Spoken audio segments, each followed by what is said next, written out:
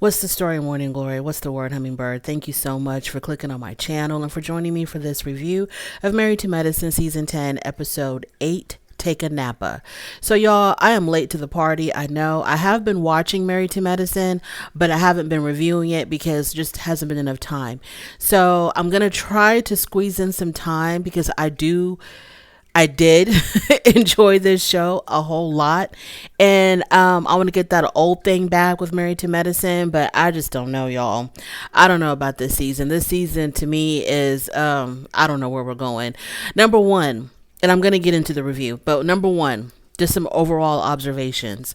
Dr. Jackie to me seems really down and out. I don't know. Her personality, I don't know if she had much of a spark or a shine, but whatever spark or shine she had back in the day is completely gone. Like, I don't see the same. I'm not looking at the same Dr. Jackie that I'm used to. She wasn't even this down and out when Curtis was cheating on her and that whole thing blew up on the show. So when they were in Napa Valley, just about every scene, really, whenever she's in a scene, she just seems really like not happy or worn out, or she's, had it with these women, had it with this show. I don't know, but something about Dr. Jackie to me is not, she's not like the same Dr. Jackie. And I know it can't be the scandal that she's recently gone through with her saying those very negative things about black women and the medical community when someone found this clip of her on Dr. Heavenly's YouTube channel where she said that black women will fake being in pain just to get time off from work, and the internet came after her, right? She got dragged through the coals on the internet, and she had to come back and, do this pre-rehearsed apology and, whatever. All of that happened after they were filming season 8. So I don't know what's making her seem so down and so unhappy on the show, but that's just how she seems to me. Every scene with her, it's like she's just not happy to be there. The new couple, I don't have their name. I should have written their names down, but I didn't. But the new couple, the two dentists, the husband who's from Nigeria but raised in Jamaica, and his wife, right? That man's a mess. That man's a hot mess. Wow. Okay. I don't think they're going to last. They're not going to last at all. I don't do the whole submissive wife thing. I don't do that. And I understand a lot of women believe in that, stand by that, and, to each his own. But I don't do that submissive wife thing. I think that in a marriage, both parties are equal partners. Equal in the sense of there's going to be times when I'm going to have to make the final decision. There's going to be times when you're going to have to make the final decision. But however way it's going to happen, we are going to talk about it. We are going to discuss it, and we're going to weigh out the pros and cons. This whole thing of the man is always the one that makes the major decisions, and then the women like Dr. Heavenly and this new dentist, they like to say, how the man's head of the household, blah, blah, blah. But, he's the head, but you're the neck, and you can't control the head without the neck. I don't know what the hell that means. I don't know how that plays into the whole submissive wife thing. If you're the one in control, I don't understand how that goes. So I don't buy into that. But the fact that this woman, an accomplished dentist, you're in your own field, you're accomplished. You went through years of school and you got certified. You have all these things that you've done as a woman. Now you have this man talking crazy to you? No, ma'am. Absolutely not. Phaedra, just my overall opinion. I don't think she was needed. We're in episode 8. Maybe later on down the road, it's going to show that, her presence is needed, but I don't see what the hell Phaedra's doing here. Moving on to Quad. Now, when they were in Napa Valley, they had that big old meeting where, they decided that Quad was no longer going to be a part of the group because she's not taking accountability. She's not apologizing.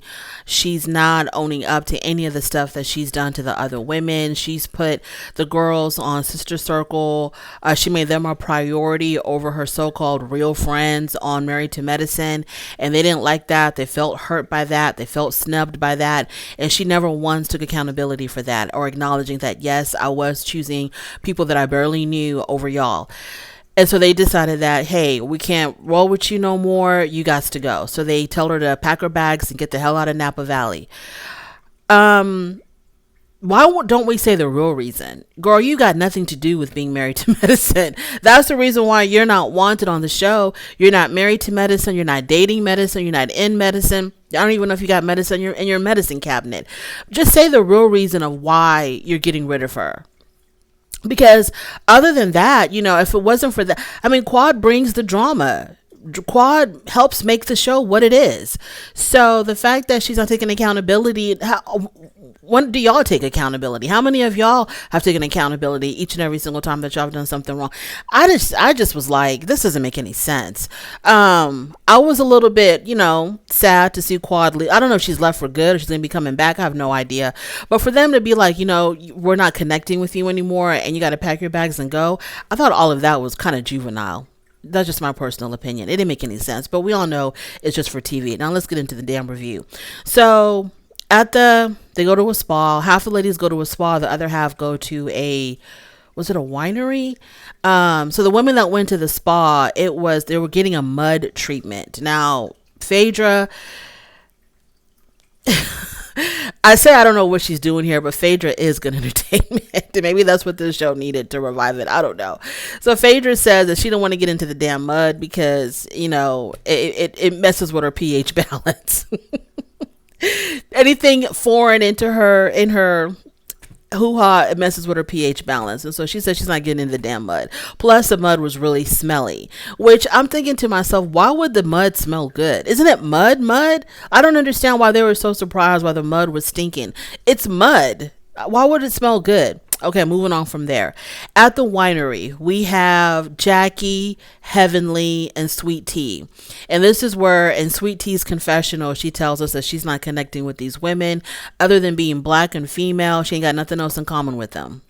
Sweet Tea is out of place. The fact of bringing Sweet Tea and Dr. Gregory back, I'm not understanding. Definitely Dr. Gregory, he's back with his friends on the show again, his homeboys and whatnot. But Sweet Tea, she's not meshing at all. She is not meshing. Quad and LaToya, I keep on calling her LaToya. Quad and Toya, they're not doctors, but they're married to doctors, and somehow or another they fit in. Sweet Tea, even though she's married to Dr. Gregory, she's just not fitting in with these women. She's really out of place. She is truly, truly out of place. She tries to be very risque and funny and explicit in her confessionals, but sometimes just kind of falls flat. And then with the women, she just kind of diminishes when she's around the other bigger personalities. You barely notice that she's even there. But anyways, let's move on. So Phaedra we talked about that. The ladies tried to convince Phaedra to get married again. And she's like, no, I'm good. I don't want to get married again. My divorce was very traumatic. I'm good on that. And I think it was Dr. Simone who told her, but Phaedra, your boys are going to move out one day. And who's going to be left to take care of you or give you company? Phaedra's like, I'm good. Don't worry about me. I'm okay. And I feel that. I feel that because I feel like if I were to get a divorce or if my husband passed away or something, I would not get remarried. There's no way. You couldn't pay me. Moving on to their dinner. So Dr. Heavenly is not there because she had to leave early for Alora's graduation. So they talk about, of course, these women are so sex obsessed. All of these women on these reality TV shows, they talk about it so much. I know they ain't doing nothing. I know they're not having it because it's like your whole entire life is centered around sex. Like there's nothing else going on with y'all and y'all's husband. This is it, right? Whether you're having it too much, you're not having it enough, it's really, really good, it's really, really bad. This is all we talk about. But anyways, so somehow or another, they talk about surrogacy. I think they were talking about Sweet Tea and, her having a baby. And she said that, that's something that she really wanted to do. And I don't know how they got on the subject of being a surrogate. I don't know how that came up. And then they were talking about how if they were to hire a surrogate, no, I think it was Dr. Jackie that said some parents who hire a surrogate don't want their surrogate to have relations. And then Toya was like, oh, definitely. That's how I would be because I don't want, I'm not even going to say what she said. I don't want somebody else's DNA all over my baby. That's what she said. Child. And so that's when they were talking about, having relations when you're pregnant. And Toya said that Eugene did not want to do that with her because he did not want to release his DNA on the baby. And Dr. Jackie in her confessional was like, Eugene, you're a doctor. You should know better than that. It was Toya telling the truth about that? Was she telling the truth about that? Because that just seems really odd for a doctor to say, knowing that does not happen. It was very, maybe he knows that Toya's dumb. And so he thought, I'm going to tell her this so that she can get off my back because I don't want to have sex with her pregnant behind. Moving on from there. So the ladies say they have no regrets about kicking Quad out of the group. And they have no regrets. They don't care about that. Plus, Quad takes a lot of attention. When Quad is in the room, it's all about Quad. So I can see why they're like, ooh, thank God we got rid of her. Phaedra looked awesome at this dinner. Her sparkly dress and that Marilyn Monroe blonde wig, she looked awesome. I thought she looked really cute. So Sweet Tea talks about wanting to have a baby, and she's worried because she talks about she really wants to have a baby. And, she's kind of worried about whether or not she can get pregnant because, in my opinion, her being able to have a child was her biggest selling point to Dr. Gregory. Dr. Gregory, has talked about having children, and she basically promised him that she can give him babies. And I think that was probably one of the major reasons that he decided to go ahead and marry her, to marry somebody so young, because she could give him children.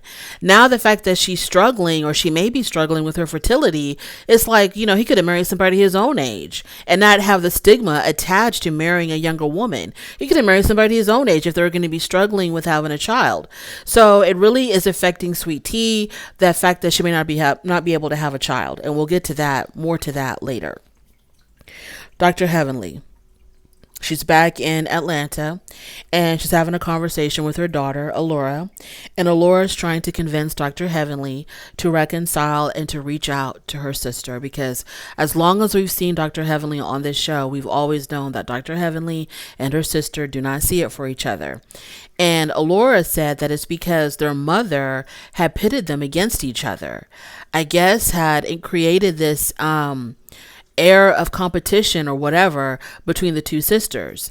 So that's kind of like what started. And I thought that was really sad. If that's true, that's absolutely horrific that a mother would want her children to be competitive with one another, or to not get along in any kind of way. So I guess that's what started it, and it's been going on their whole entire lives. And so because Alora is going to be going away to college, I guess she's worried about her mom being lonely, because Alora and Heavenly are like BFFs. So she convinces her mom to reach out to her sister. And so Dr. Heavenly, she does that. She gives her sister a call. The call went to voicemail, but she did leave a message. And so it was just really sweet that Alora was so concerned about her mom in that way. Whether it was because she's worried about her being lonely, or she just wants them to get, to reconcile and be sisters again, whatever the reason was, it was just really sweet that she was able to convince her mom to do that. Sweet Tea. So she goes to her doctor's appointment. She is referred to a gynecologist by Dr. Jackie.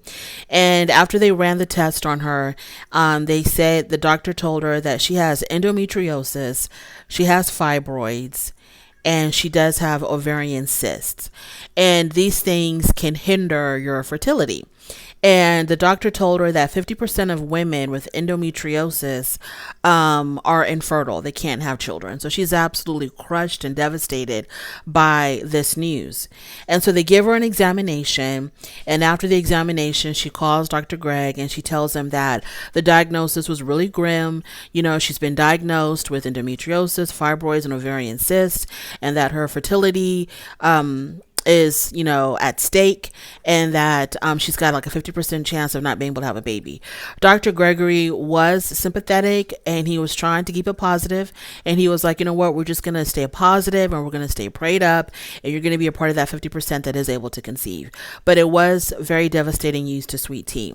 So the fact that we're going through this with Sweet Tea, I think is refreshing, because infertility is a major issue, and it's not talked about enough. And I think a lot of women who suffer with infertility feel like they're suffering alone, and that they have no one that can really relate to them, because it seems like everybody around you is able to get pregnant just by their husbands or their men looking at them. They're pregnant. And so the fact that this is being brought on this show, I think it's wonderful. This is one of the reasons why I enjoy Married to Medicine, because not only are we talking about a problem that's very, very common, but we're able to get the professional input from the actual people on the show, because they're doctors. So yeah, even though she might not be meshing with the other women, I think the fact that Sweet Tea is open enough and transparent enough to talk about this on the show, I think it's absolutely wonderful, and I do commend her for that. That's all I got to say about Married to Medicine, y'all. Like I said, I'm late to the party, but I'm here now. I don't know if I'm going to stay, but I'm definitely here. Thank you so much for joining me. I really do appreciate it. On your way out, please don't forget to rate the video if you like this content, subscribe to my channel, and I'll definitely talk to you later. Bye.